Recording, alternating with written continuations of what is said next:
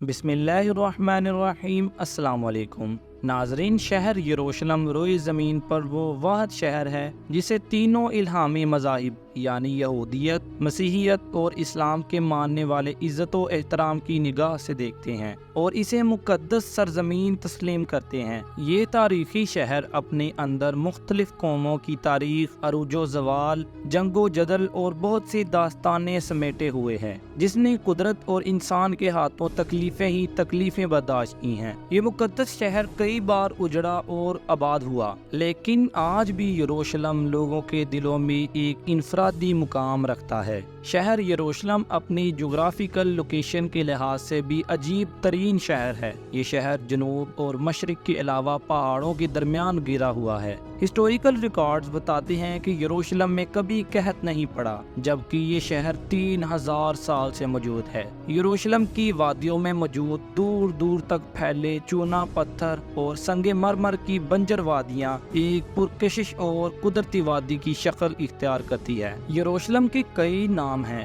مختلف قوموں نے مختلف دور میں اسے الگ الگ نام سے نوازا ہے۔ اس کا سب سے پرانا نام جیبوس ہے۔ یہودی لٹریچر کے مطابق حضرت ابراہیم علیہ السلام نے اس شہر کو جیرا کہا تھا، اور بعد میں شالیم نامی بادشاہ نے 2000 قبل مسیح میں اس میں شیلم کا اضافہ کر دیا۔ اس طرح دو عبرانی لفظ یعنی یرو اور شلم کا مرکب یہ شہر یروشلم کہلایا۔ اس کے علاوہ عربوں نے اسے سنہرا شہر یعنی گولڈن سٹی کا نام بھی دیا، کیونکہ جب سورج طلوع ہوتا تھا تو اس کی کرنوں سے یہاں سنہری پتھروں سے بنے ہوئے مکانات جگمگا اٹھتے تھے۔ جب یہاں رومیوں کی حکومت آئی تو انہوں نے اسے ایلیا کا نام دیا تھا۔ اس طرح مسلم حکمرانوں نے اسے القدس کا نام دیا، جبکہ یہود و نصارہ نے یروشلم کے نام کو ہی تسلیم کیا، اور اس طرح آج تک اسے یروشلم کہہ کر پکارا جاتا ہے۔ انسانی یادوں میں دنیا کا کوئی مقام بیت المقدس سے قدیم اب تک معلوم نہیں ہوا ہے۔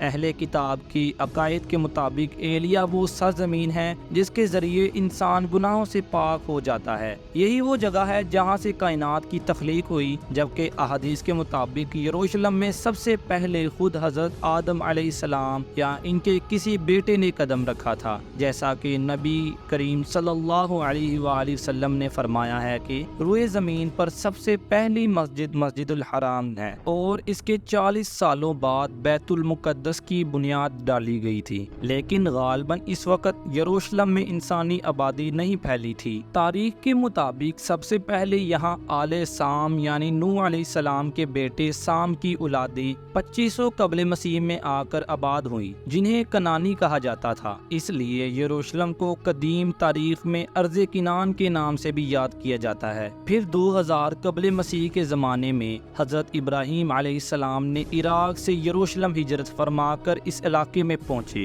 اور حبرون کے مقام پر سکونت اختیار کی۔ روایتوں کے مطابق اس وقت یروشلم کے بادشاہ شیلم حضرت ابراہیم علیہ السلام پر ایمان لے آئے، اور اس طرح حبرون میں حضرت ابراہیم علیہ السلام کی طاقت و قدرت میں اضافہ ہو گیا، یعنی آپ کی اولادیں ہوئی اور آپ نے زندگی کا بڑا حصہ اسی مقام پر گزارا اور حبرون میں ہی مدفون ہوئے۔ 40 سالوں بعد حضرت ابراہیم علیہ السلام کے پڑپوتے یعنی حضرت یعقوب علیہ السلام نے اسی جگہ اس مقام پر بیت ایل کی تعمیر کی، جو یہودیوں کی پہلی مقدس جگہ مانی جاتی ہے۔ حضرت یعقوب علیہ السلام کی اولادیں جنہیں بنی اسرائیل کہا جاتا ہے، یہ لوگ کنعان چھوڑ کر مصر کی طرف ہجرت کر گئے اور لمبے عرصے تک وہاں فرعونیوں کے غلام بنے رہے۔ اس زمانے میں قومی عمالقہ نے ارض فلسطین اور یروشلم پر قبضہ کر لیا، اور جب حضرت موسیٰ علیہ السلام بنی اسرائیل کو لے کر مصر سے نکلے تو اسی ارض مقدس کا ان سے وعدہ کیا گیا جو بنی اسرائیل کو عطا ہونے والی تھی۔ اس وقت اسرائیلیوں کی تعداد 7 لاکھ سے بھی زائد تھی۔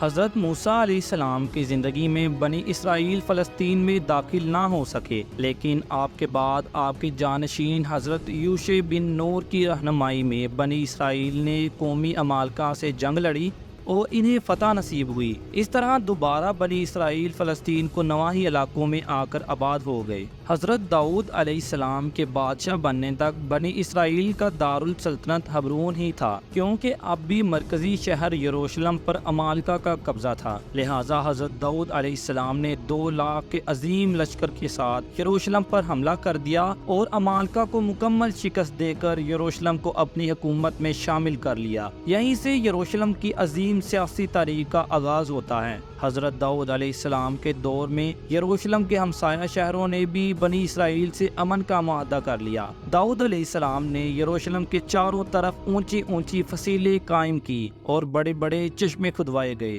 پتھریلی وادیوں میں باغات لگائے گئے اور یروشلم میں عبادت کے لیے ایک ہیکل کی تعمیر کروائی گئی جس میں تابوت سکینہ کو رکھ دیا گیا۔ یہ وہ جگہ تھی جو یہودیوں کے لیے سب سے مقدس مانی جاتی ہے۔ اس ہیکل کو حضرت داؤد علیہ السلام کے بیٹے سلیمان علیہ السلام نے مکمل کیا اور اونچی اور بہترین عمارت کی تعمیر کروائی، جس میں بڑی بڑی شاہراہیں، کمرے اور برآمدے بنائے گئے۔ اس ہیکل سلیمانی کو مکمل ہونے میں پورے 13 سال کا عرصہ لگا اور اب یروشلم بنی اسرائیل کا دارالسلطنت قرار پایا اور شہر کی شان و شوکت میں مزید اضافہ ہو گیا۔ شہر میں بہت سی نہریں کھدوائی گئی، سڑکیں پختہ کی گئی اور اس طرح یروشلم اپنے دور کا سب سے خوبصورت ترین اور عظیم تجارتی مرکز بن گیا۔ ماہرین کا دعویٰ ہے کہ اس زمانے میں یروشلم کا رابطہ دنیا کی عظیم ترین تہذیبوں اور شہروں میں سے تھا، جن میں وادی سندھ، مصر، فارس اور میسوپوٹامیہ شامل ہے۔ وادی سندھ کے شہر ہڑپا اور موہنجودڑو سے اہل یروشلم سونے، چاندی، ہاتھی کے دانت، مور، مسالے اور کپاس کی تجارت کیا کرتے تھے۔ سلیمان علیہ السلام کے عظیم الشان دور حکومت کے بعد بنی اسرائیل رفتہ رفتہ سرکش اور نافرمان ہو گئے۔ انہوں نے توریت میں رد و بدل کر دی اور پیغمبروں کو قتل کیا، مورتیاں بنا کر بت پرستی کی ابتدا کی اور سود، زنا اور ہر طرح کے جرم میں ملوث ہو گئے۔ لہٰذا ان کی اس نافرمانی کے تحت یروشلم پر بیرونی طاقتوں نے کئی بار حملے کیے اور 1000 سال کی اس طویل تاریخ میں تقریباً 17 مرتبہ یروشلم پوری طرح اجڑ کر دوبارہ آباد ہوا۔ ان حملوں میں یروشلم اور یہاں آباد لوگوں کو سب سے زیادہ نقصان پہنچا۔ ہیکل مکمل طور پر تباہ ہو گیا، توریت کے نسخے جلا دیے گئے، اسرائیلی عورتوں کو اسیر بنا لیا گیا، شہر میں قتل عام ہوا، یہودیوں کے تمام مال و اسباب لوٹ لیے گئے اور یروشلم کے تمام عظیم محلات اور تعمیرات پتھر کے ڈھیر میں تبدیل ہو گئے۔ ان حملوں کے بعد تقریباً 5 صدیوں تک شہر یروشلم بازنطینی سلطنت یعنی عیسائی حکومت کا حصہ رہا اور پھر 5ویں صدی عیسوی میں اسلام کی آمد کے ساتھ یروشلم کی تاریخ میں ایک نئے باب کا آغاز ہوا۔ حضرت محمد صلی اللہ علیہ وآلہ وسلم نبوت کے 13ویں سال سفر معراج پر تشریف لے گئے اور اس دوران آپ صلی اللہ علیہ وآلہ وسلم مسجد حرام سے بیت المقدس پہنچے اور تمام انبیاء کرام کی نماز کی امامت کروائی اور پھر اسی مقام سے براق پر سوار ہو کر 7 آسمانوں کے سفر پر روانہ ہوئے۔ اس طرح کعبہ شریف اور مسجد نبوی کے ساتھ یروشلم کے بیت المقدس کو اسلام میں اہم ترین مقام کا درجہ حاصل ہوا۔ 16 ہجری یعنی 236 عیسوی میں حضرت عمر ابن خطاب کی خلافت میں بیت المقدس کو یہود و نصارہ کے ہاتھوں سے آزاد کر لیا گیا اور یروشلم اسلامی سلطنت کا حصہ بن گیا۔ 86 ہجری میں خلیفہ عبد الملک بن مروان نے مسجد اقصی کی تعمیر کروائی اور مسلمانوں کے بعد کئی عرب قبائل وہاں آ کر سکون پذیر ہوئے اور کچھ عرصے میں ہی یروشلم خالص عرب علاقہ میں تبدیل ہو گیا۔ بنو عباس کی خلافت تک یروشلم اسلامی ریاست کا حصہ رہا، لیکن جیسے ہی خلافت کمزور پڑنے لگی تو 1099 عیسوی میں صلیبیوں نے بیت المقدس کو مسلمانوں سے چھین لیا اور یروشلم میں مسلمانوں کے خون سے ہولی کھیلی گئی۔ تقریباً 88 سال تک یہ شہر صلیبیوں کے قبضے میں رہا اور آخر کار قبلہ اول کی آزادی کی خاطر 16 جنگیں لڑ کر صلاح الدین ایوبی نے 1187 عیسوی میں یروشلم کو دوبارہ آزاد کر لیا۔ صلاح الدین ایوبی کے بعد تقریباً 700 برس تک یروشلم اسلامی سلطنت کا حصہ رہا۔ جہاں ترک عثمانیوں نے اس شہر کو خوب ترقی دی تو وہیں یہود و نصارہ کے لیے بھی شہر کے دروازے ہمیشہ کھلے رہے